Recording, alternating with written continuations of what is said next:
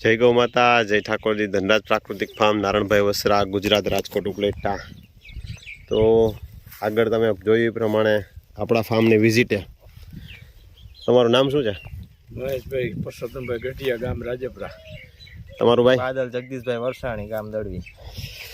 તો આપણા ફાર્મની વિઝિટે આપણા વિડીયા જોઈને આવ્યા છે, તો હું એનો અભિપ્રાય છે જોઈ કે આ નાનભાઈ છે એ શું કહે છે એ પ્રમાણે કંઈ છે કે નથી। શું લાગે મહેશભાઈ? કાંઈ ઘટે નહીં આમાં ભાઈ। હે આમ લાગે એવું કે નાનભાઈ કહે સાચું છે? નારાયણભાઈ કે 100% સાચું છે। ફાર્મ ઉપર મુલાકાત લ્યો તો જ ખબર પડે ને। હા, નકર ન ખબર પડે। નકર ન ખબર પડે, કોઈને શંકા જાય ને સીધું ફાર્મ ઉપર પહોંચી જવાનું। ફાર્મ વિઝિટ કરીએ તો જ વાંધો ન આવે, તો જ ખ્યાલ આવે સાચો ખ્યાલ। હા। સરકારને ચોપડે તો ઘણા ખેડૂત છે। શું લાગે તમને ઘઉંમાં ને એમાં શું લાગે? ઘઉં ચણા જોયું તમે? જોરદાર છે બધું, વાંધો નથી ને? ઘટે નહીં કઈ।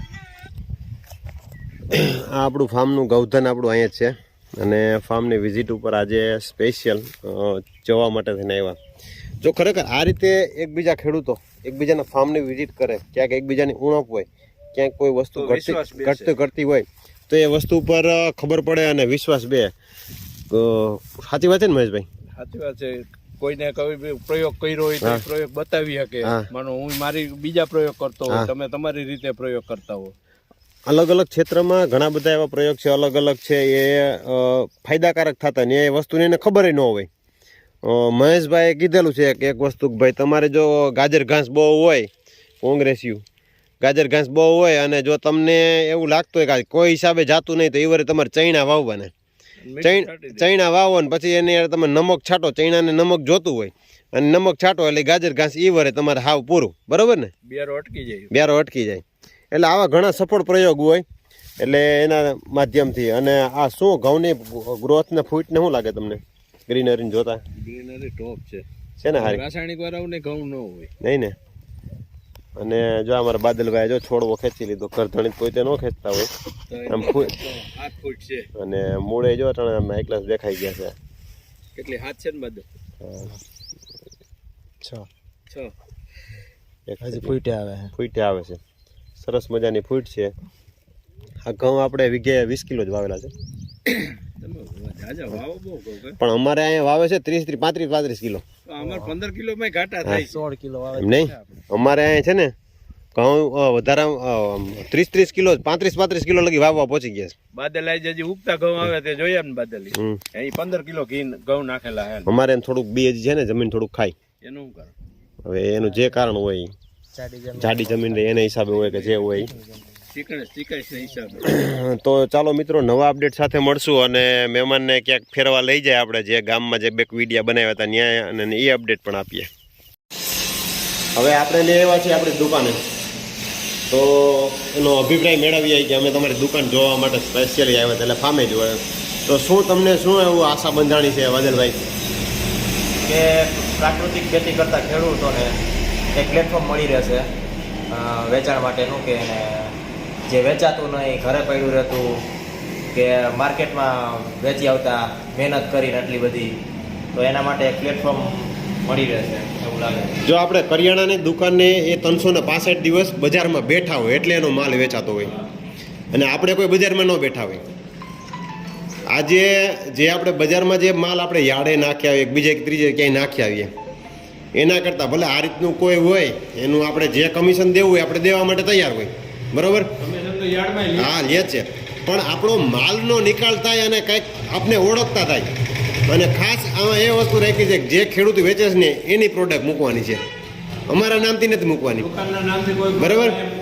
હા, એટલે તો એક વસ્તુનો ફાયદો એ થાય કે તમારી પાસેથી જે અહીંથી જે પ્રોડક્ટ લેશે એ ડાયરેક્ટ તમને ઓળખતા થાય, બરાબર? અહીંથી ઉપલેડાથી રાજકોટ જાય, પછી આમ ખાખી જાડિયા જાય, પોરબંદર જાય, પછી આમ આજુબાજુમાં કોલકી પાનેલી, સિત્સર, આમ જ્યાં સુધી આમ ટૂંકમાં આજુબાજુના વિસ્તારમાં જ્યાં જાય, અહીંથી અમદાવાદ બરોડા જ્યાં જાય ત્યાં, પણ એક વસ્તુ ફાઇનલ છે કે જે ખેડૂતની પ્રોડક્ટ છે એ ખેડૂતને જ ઓળખતા થાય, તો એમાં મજા આવશે। જે પ્રોડક્ટ હશે એમાં ડાયરેક્ટ ખેડૂતનો કોન્ટેક્ટ કરશે, નહીં કરે એવું નહીં। તો આના ઉપર શું તમારો રિવ્યુ છે? અત્યાર સુધીના જેટલા ઓર્ગેનિક મોલ ખુલ્યા ને રાજકોટની અંદર લગભગ મારા ખ્યાલ પ્રમાણે 15 થી 17 છે। હા, બરોબર બરાબર। એ લોકો શું કરે, ખેડૂત પાસેથી માલ લઈ લે અને પોતાનું સ્ટીકર લગાવી પોતાનું પેકેજિંગ, હા, પોતાનું પેકેજિંગ કરે કે માનો કે તમારો માલ મેં લીધો કોઈ મોલ વાળાએ તો સ્ટીકર એનું લગાવી દે, એમાં ખેડૂતને તો કોઈ દી ઓળખવાનો જ નથી ગ્રાહક. આ મોલ જે ચાલુ થાય છે ઈ મોલમાં તમે એવી સુવિધા આપી છે કે ડાયરેક્ટ ખેડૂતનો જ માલ અહીંયા વેચાય, એના જ નામ ઉપર, એના સ્ટીકર ઉપર. તો આના કોઈ સ્ટીકર જ નહીં હોય. તો આનાથી એક ફાયદો એ થાય કે ધારો કે કોઈ માલ લઈ ગયો અહીંથી, એને ખબર છે કે રાજપરા ગામ છે એ મારું જાણીતું છે. તો એમ મારી રાજપરા મારું જાણીતું છે. રાજપરાથી મહેશભાઈ માલ વેચવા મૂકી ગયા છે, એ માલ લીધો તો ઇન્ક્વાયરી કરશે, મહેશભાઈ નહીં પૂછે. અને હા એટલે મેન પોઈન્ટ એ છે, વાંથી મોલમાંથી ક્યાંયથી લઈએ કોઈને કોનો માલ છે ખબર નથી પડવાનો. એટલે પહેલાં વહેલી પ્રાયોરિટી અમારી એ છે કે ગ્રાહક નહીં છેતરાય, ગ્રાહક આમાં નો છેતરાય. બરોબર.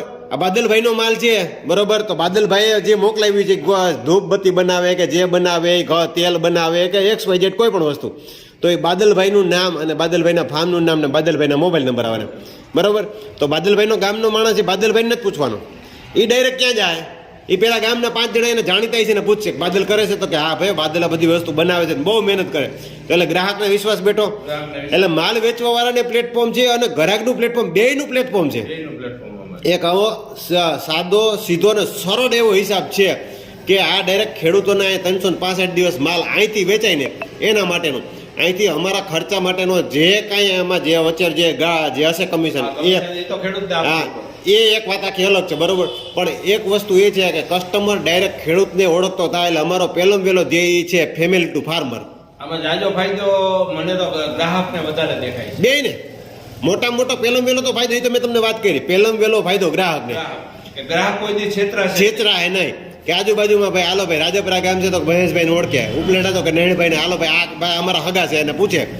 XYZ જે અહીંથી આપણે રાજકોટ સુધીમાં જે ખેડૂત હોય એને એકબીજાના હગા હોય તો ડાયરેક્ટ ફોન કરીને પૂછીએ કે આ કરે છે. મેં તો મોલમાં કેને પૂછવા જાઉં? એનું સ્ટીકર હોય, નંબર તો હોય ને. તમે કિલો 1 ચણાનો લોટ લીધો, તમને લેપ કરાવવો પોહાય? નો જ પોસાય. બરોબર. તમે 1 તેલનો ડબ્બો લીધો, લેપ કરવો પોહાય? લેબ યુનિવર્સિટીમાં લેબ રિપોર્ટની શું એનો ભાવ શું છે તમે કહો? 7,000 રૂપિયા ભાવ છે. હા, તો એ કસ્ટમરને પોહાય? 50 કે 100 ડબ્બા તેલનું વેચાણ કરવું હોય ને તો અમને લેપ પોસાય. હા, 7,000 રૂપિયામાં 5,000 રૂપિયાનો 4,000 રૂપિયાનો 4,500 ડબ્બો લીધો હોય તો પોહાય એને. તો પહેલાં વહેલી વાત તો એ કે ડાયરેક્ટ સીધે તમારા ગામમાં 5 જણાને પૂછી લે કે ના ભાઈ મહેશભાઈ કરે છે એ સારું, ભાઈ બહુ મથે છે, આ જેટલા વરતિયા કરે ને એ ખબર પડી જાય ને કે ભાઈ આજે 8 વરતિયા કરે, 10 વરતિયા કરે, 5 વરતિયા કાલ હવાર વર્ગો, એ બધી વસ્તુની આમાં ખબર પડી જાય. મોટામાં મોટો ફાયદો છે ને કસ્ટમરને છે. કસ્ટમર નહીં છેતરે. અત્યારે જે કસ્ટમર છે ને પૈસા દેવાવાળો વર્ગ મહેશભાઈનો એટલો છે કે એને સારું ખાવું છે, કસ્ટમરને ખાવું છે, પણ કસ્ટમર કન્ફ્યુઝ છે કે કોણ ખેડૂત સાચો છે ને કોણ ખેડૂત ખોટો છે. અને મોલમાં બિચારા જે પૈસા દઈને આવે છે, જે છેતરાય છે, બરોબર, હવે એ ભગવાન ભરોસે લઈ લે છે. અમે 4500 નો ડબ્બો તેલનો વેચીએ છીએ અને વેચવાવાળા બજારમાં 3500 નો વેચે. તમારા કસ્ટમરને વિચારવાનું કે 3500 નો મહેશભાઈ કેમ નથી વેચતો. અને મોલમાં છે કેટલામાં વેચાય? 5,000, 5,500. મોલમાં તો વેચાય જ ને, બરોબર, વેચાય જ છે. હવે મોલ વાળા છે ક્યાંય ખેતી કરવા નથી જતા.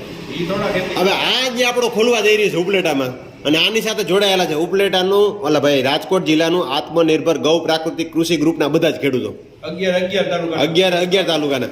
આવી ધીમે ધીમે આપણા બધા જ તાલુકા હોય છે કે ખોલવાની છે, બરોબર.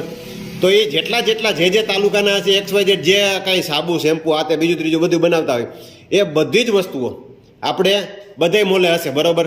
તો એમાં ડાયરેક્ટ જે ખેડૂત કરતા હશે એનું નામ હશે, એની ઇન્ક્વાયરી કરી શકશે, એની ઇન્ક્વાયરી કરી શકશે, ઇન્ક્વાયરી કરી શકશે. કસ્ટમર છેતરાય નહીં, કસ્ટમરને ટ્રસ્ટ બેસે. એટલે મોટામાં મોટો ફાયદો પેલો કસ્ટમરને છે અને એ પછી ખેડૂતને છે. તો ખાસ કરીને આપણો વિડીયો શેર કરજો અને આવનારા સમયમાં અમારો બધે તાલુકે ખુલવા જઈ રહ્યો છે, જેથી કરીને કસ્ટમર નો છેતરાય.